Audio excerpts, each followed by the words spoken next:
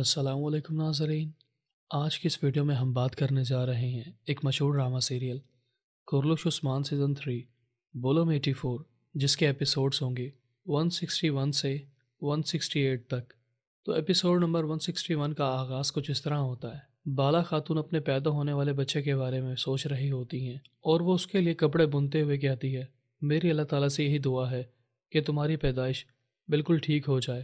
یعنی کہ پیدا ہونے والا بچہ بالکل صحت مند ہو۔ اور پھر جیسے جیسے بالا خاتون اپنے پیدا ہونے والے بچے کے لیے دعائیں کرتی چلی جاتی ہے تو زہرا خاتون بھی وہیں پر بیٹھی ہوتی ہیں اور وہ آمین کہتی چلی جاتی ہیں۔ اور پھر جیسے ہی زہرا خاتون بالا خاتون کے پیدا ہونے والے بچے کے لیے کپڑے جمع کر کے دوسرے خیمے میں جا رہی ہوتی ہیں تو اسی دوران بالا خاتون کے پیٹ میں درد شروع ہو جاتا ہے۔ تو بالا خاتون زہرا خاتون سے کہتی ہیں فوری طور پر سلچان خاتون کو بلا کر لاؤ، جبکہ سلچان خاتون کائی قبیلے کی خواتین کو سمجھا رہی ہوتی ہیں کہ اگر تمہارا بچہ کوئی غلطی کرتا ہے تو انہیں مارنے کی بجائے پیار محبت سے سمجھانا چاہیے۔ تمہارے والدین نے بھی تمہیں سختی سے نہیں پالا بلکہ پیار محبت سے سمجھایا ہے، اور کائی قبیلے کی خواتین بھی اپنے آنے والی نسلوں کو پیار محبت سے ہی پالیں گی۔ یہ سنتے ہی کائی قبیلے کی خواتین شرمندہ ہو جاتی ہیں۔ اب یہ بات چیت جاری ہوتی ہے۔ اسی دوران زہرا خاتون سلچان خاتون کے پاس آتی ہے اور انہیں بتاتی ہیں کہ بالا خاتون کے پیٹ میں اچانک سے درد شروع ہو گیا ہے۔ یہ سنتے ہی سلچان خاتون پریشان ہو جاتی ہیں اور وہ کائی قبیلے کی خواتین سے کہتی ہیں کہ گرم پانی اور کپڑے لے کر میرے ساتھ خیمے میں آؤ، لگتا ہے کہ عثمان غازی کا نیا بیٹا آنے والا ہے۔ دوسری طرف ملہان خاتون اورحان غازی کو اپنی گود میں اٹھا کر ان سے بات کر رہی ہوتی ہے کہ ماشاءاللہ تم تو دیکھتے ہی دیکھتے بہت جلدی بڑے ہوتے جا رہے ہو، بس تم جلدی جلدی بڑے ہو جاؤ اور اپنے والد صاحب کی طرح بہادر اور ذہین سردار بن جاؤ۔ اور جیسے ہی ملہان خاتون اورحان غازی سے باتیں کر رہی ہوتی ہیں اسی دوران آئگل خاتون بھی اس خیمے میں داخل ہو جاتی ہیں۔ آئگل خاتون کو پریشان دیکھ کر ملہان خاتون ان سے پوچھتی ہیں کہ کیا سب کچھ ٹھیک ہے؟ آئگل خاتون جواباً کہتی ہیں ہاں سب کچھ ٹھیک ہے، لیکن بالا خاتون کی طبیعت اچانک سے خراب ہو چکی ہے۔ ملہان خاتون یہ سن کر حیرانگی سے پوچھتی ہیں ابھی تو بالا خاتون کے بچے کی پیدائش میں تھوڑا وقت باقی تھا، لیکن اچانک سے بالا خاتون کی طبیعت کیوں خراب ہو گئی؟ آئگل خاتون جواباً کہتی ہیں یہ تو اللہ تعالیٰ کو ہی پتہ ہے کہ بچے کی پیدائش کب ہونی ہے، لیکن مجھے لگتا ہے کہ بالا خاتون کی طبیعت خراب ہو چکی ہے اور ہو سکتا ہے کہ عثمان غازی کا نیا بیٹا بھی آنے والا ہے۔ بالآخر ملہان خاتون یہ خبر سننے کے بعد تھوڑی پرجوش ہو جاتی ہیں اور وہ اورحان غازی کی طرف دیکھتے ہوئے کہتی ہیں لگتا ہے کہ تمہارا بہن یا بھائی آنے والا ہے، آؤ بالا خاتون کے پاس چلتے ہیں۔ بالآخر ملہان خاتون اور آئگل خاتون بالا خاتون کے خیمے میں پہنچ جاتے ہیں، جہاں پر پہلے ہی سے کائی قبیلے کی خواتین اور سلچان خاتون بھی بالا خاتون کی دیکھ بھال کر رہے ہوتے ہیں۔ دوسری طرف عثمان صاحب اور ان کے ساتھی وزیر عالم شاہ کے جال میں پوری طریقے سے پھنس جاتے ہیں۔ جیسے ہی گنگور بے کو اس بات کا احساس ہوتا ہے کہ وزیر عالم شاہ کے سپاہی عثمان صاحب کو روکنے کے لیے کافی ہیں تو فوری طور پر گیاتو کے پیچھے بھاگنا شروع ہو جاتا ہے، کیونکہ اس کا اصلی شکار گیاتو ہوتا ہے۔ اور گیاتو بھی اس موقع سے فائدہ اٹھا کر وہاں سے فرار ہو رہا ہوتا ہے، کیونکہ عثمان صاحب کے تیر مارنے کی وجہ سے گیاتو بہت زیادہ زخمی ہو جاتا ہے۔ اور پھر جیسے ہی وزیر عالم شاہ کے سپاہی عثمان صاحب اور ان کے ساتھیوں پر تیروں کی بارش کر دیتے ہیں تو عثمان صاحب کے پاس بھی لڑنے کے علاوہ کوئی دوسرا چارہ نہیں ہوتا، تو وہ بھی اپنی جان بچانے کے لیے سلجوقی سپاہیوں پر تیر کی بارش کر دیتے ہیں۔ اور پھر اسی لڑائی کے دوران وزیر عالم شاہ کا ایک سپاہی عثمان صاحب کے بائیں کندھے پر تیر مار کر انہیں مزید زخمی کر دیتا ہے۔ تیر لگتے عثمان صاحب غصے میں آ کر مزید جذباتی ہو جاتے ہیں اور وہ وزیر عالم شاہ پر تیروں کی بارش کر دیتے ہیں، لیکن وزیر عالم شاہ کے سپاہی اپنے ڈھالے آگے کر کے وزیر عالم شاہ کی جان بچانا شروع ہو جاتے ہیں۔ اور پھر جیسے ہی ترگت پہ یہ دیکھتے ہیں کہ عثمان صاحب پیچھے نہیں ہٹ رہے بلکہ وہ تو وزیر عالم شاہ کو مارنے کے لیے جذباتی ہو چکے ہیں، تو ترگت پہ بھاگ کر عثمان صاحب کے پاس آتے ہیں اور انہیں پیچھے کی طرف ہٹانا شروع ہو جاتے ہیں کہ آپ کو عقل سے کام لینا ہوگا، وزیر عالم شاہ آپ کے غصے سے فائدہ اٹھا کر آپ کو مار ڈالے گا۔ اور پھر جیسے ہی ترگت پہ عثمان صاحب کو پکڑ کر درخت کے پیچھے لے آتے ہیں تو وہ عثمان صاحب سے کہتے ہیں ہمارا اصلی شکار گیاتو ہے جو کہ یہاں سے فرار ہو چکا ہے، ہم تو اس کا شکار کرنے کے لیے یہاں پر آئے تھے، تو اچانک وزیر عالم شاہ یہاں پر کیسے آ گیا؟ اور پھر بوران بھی تیر چلا چلا کر سلجوقی سپاہیوں کو جہنم واصل کرنا شروع ہو جاتا ہے۔ دوسری طرف جیر کتائی زخمی ہونے کی وجہ سے تقریباً بے ہوش ہونے والا ہوتا ہے، لیکن سنگر بھی اپنی ڈھال جیر کتائی کے ہاتھ میں تھماتے ہوئے کہتے ہیں تمہیں تھوڑا صبر سے کام لینا ہوگا۔ جیر کتائی سن کر کہتا ہے فی الحال تو میں ہوش میں ہوں، لیکن جب تک مجھ میں ہمت ہے میں لڑنے کے لیے تیار ہوں۔ عثمان صاحب کا کوئی بھی ساتھی پیچھے ہٹنے والوں میں سے نہیں ہے۔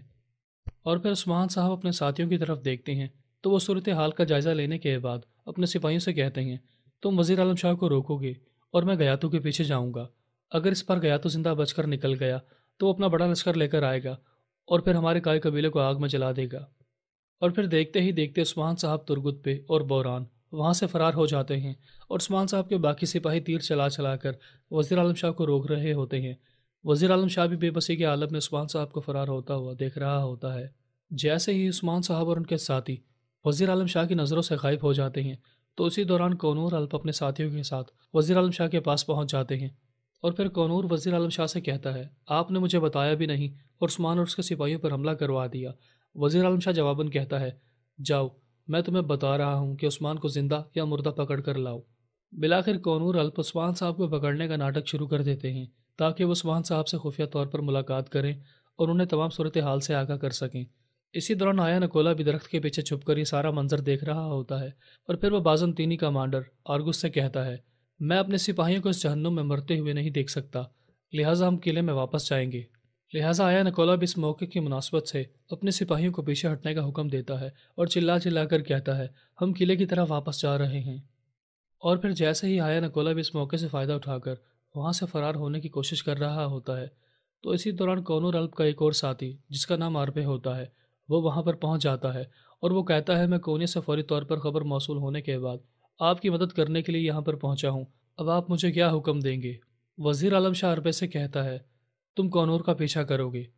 عربے کونور کا نام سنتے ہی پریشان ہو جاتا ہے اور پوچھتا ہے، کیا اس نے تم سے غداری کی ہے؟ وزیر عالم شاہ جواباً کہتا ہے، ہاں، مجھے لگتا ہے کہ وہ عثمان کا ساتھی بن چکا ہے، لہٰذا تم اس کا پیچھا کرو گے، اور اگر تمہیں کونور پر ذرا سا بھی شک ہو تو تم اس کا سر قلم کر دو گے، کیونکہ اب کونور ہماری سلطنت کا نہیں بلکہ عثمان کا وفادار سپاہی بن چکا ہے۔ بلاخر عربے بھی کونور کا پیچھا کرنا شروع ہو جاتا ہے۔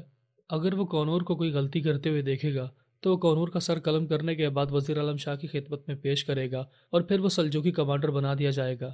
ایک طرف عثمان صاحب گیاتو کا پیچھا کر رہے ہوتے ہیں تو گیاتو کا ساتھی جنگل میں کسی محفوظ مقام پر پہنچنے کے بعد گیاتو کے سینے میں لگنے والے تیر کو اپنے خنجر کی مدد سے نکال دیتا ہے، اور پھر گیاتو عثمان کا نام پکارتے ہوئے کہتا ہے،